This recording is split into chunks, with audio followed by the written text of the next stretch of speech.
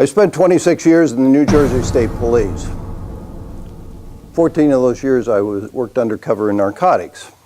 I retired a detective lieutenant from that job.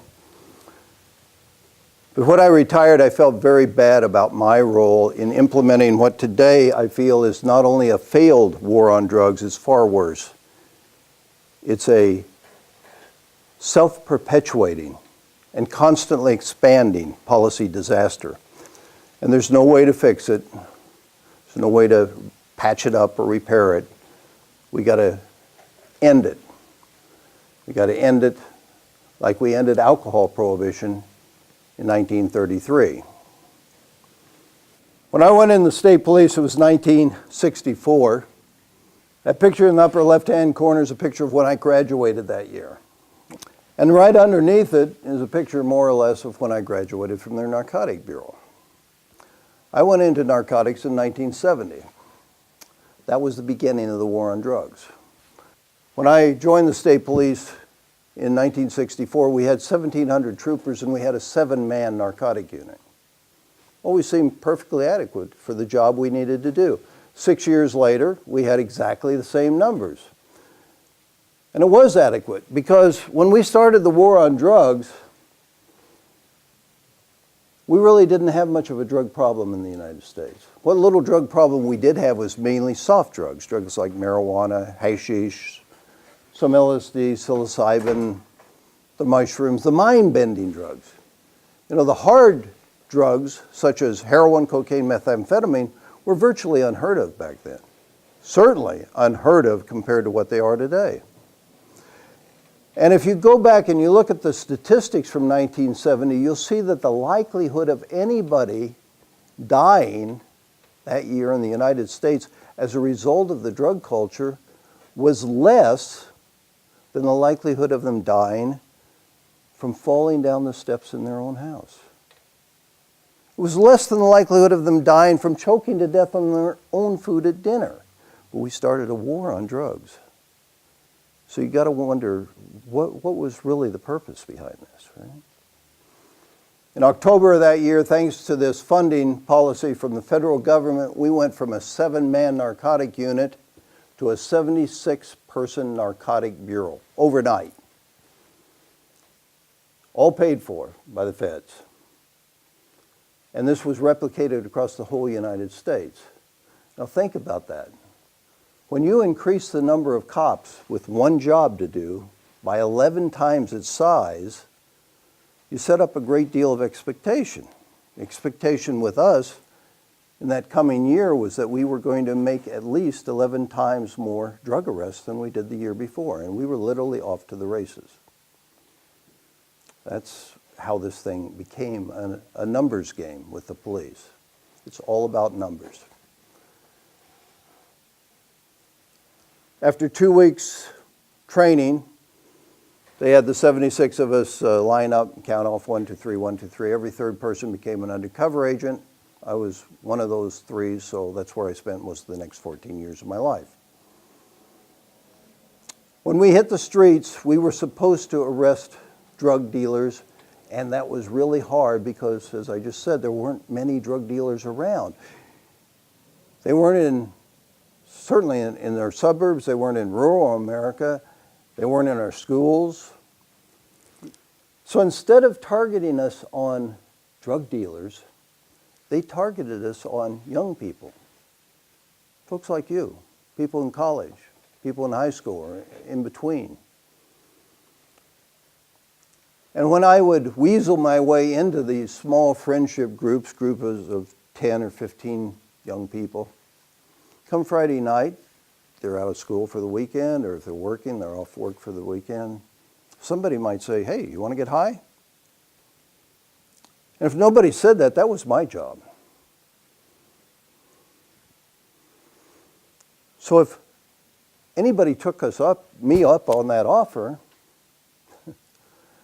then one of the friends who had access to the family car or some other way to get to the city would go around to the others and say, hey, you want to get high tonight? Some might say, I'm studying for a test Monday, I'll catch you next time. Others might say, yeah, you know, while you're in the city, pick me up a couple joints, will you?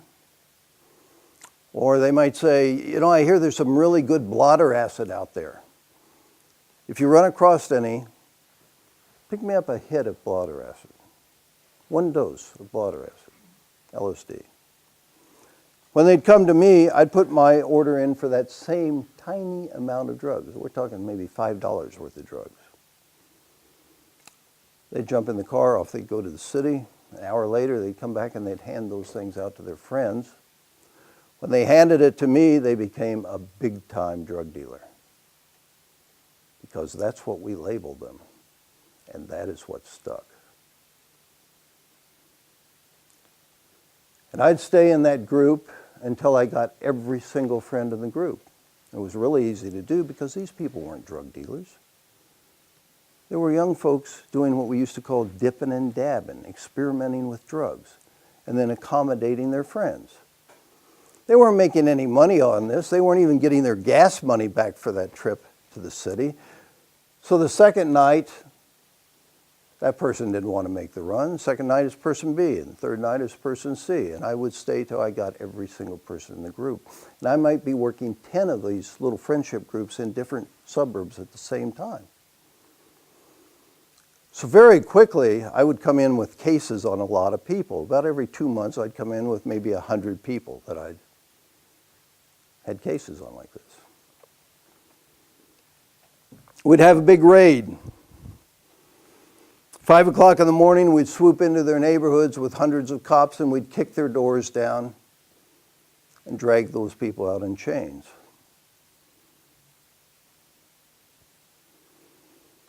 When we got them all down to the police station, we would have already alerted the reporters to be there with their cameras and snap their pictures in the perp walk and splash them all over the front page of their local paper, destroying any credibility, any respectability that these young folks had.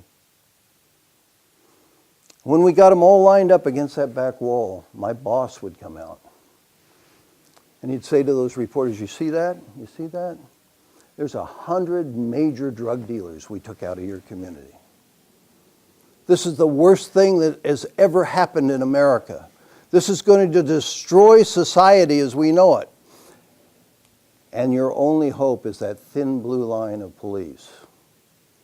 We need more money so we can hire more police. We need faster cars and better equipment and radios and guns that shoot a whole bunch of bullets and bulletproof vests. We need harsher laws. We need mandatory minimum sentences. We need 3 strikes, you're outlaws. We need. And the reporters would go away and write horror stories, scaring the public to death. And the public would read those stories and say, give it to them. Give it to them. And then we'd go out the next year and do even worse. And we've been doing that now for 44 years. Every year, worse than the year before. Now let me tell you about those young folks, what happened to them. Back in 1970, we only had one law about drugs. Wasn't like it is today. That law said it's illegal to distribute a controlled dangerous substance. And then it gave you a big long list of those substances. There was not even anything in that law that said any money had to exchange hands. Well, when Mr. Clinton was smoking but not inhaling was exactly when I was doing this to those young people. And he was college age at that time. Well, let me tell you, if I would have infiltrated his group, it would have been curtains for Mr. Clinton. You know, drug use is a very social thing, especially soft drug use. 6 folks get up in a circle, spark up one joint, take 2 tokes and hand it to the person on the right. And it comes around the second time and people are getting high and they're not really concentrating on what's going on too much. So the second time around, the person hands me what's now a roach. And I grab that thing and act like I'm what we used to call bogarting, like I'm going to smoke it all myself. But what I'm really doing is I'm knocking the flame off the end of that and sticking what's left of it in my pocket. Because that night, I'm going to submit that as evidence. as evidence that the person who handed it to me is a major drug dealer. So if Mr. Clinton had been in that circle, it wouldn't have mattered whether he inhaled or not. The mere handing of that joint to me would have confirmed that he would never be an attorney, much less the President of the United States. So with that one law, since it was only one law, everybody was being sentenced exactly the same. 7 years in state prison. 7 years. They all had to serve a third of max before they could come out on parole. So 2.5 years after each one of these raids I had, another 100 young folks were coming out of prison. What were they going to do? We'd snatched them off the streets in the prime of their life when they're trying to get their education. They don't have any education. And if they did have education, who the hell's going to hire them? They're dope dealers. That's what we said they were. So what are they going to do to feed their families, huh? What they're going to do is they're going to turn right back to the drug culture, the very group we say we're trying to save them from. Only now they're going to become real, honest-to-goodness drug dealers. And for every new real drug dealer, you got to have a whole bunch of new real drug users. So every one of those folks is out there actively recruiting younger people to pick up those needles and become the next statistic. And that, folks, is how this became a self-perpetuating, constantly expanding policy disaster.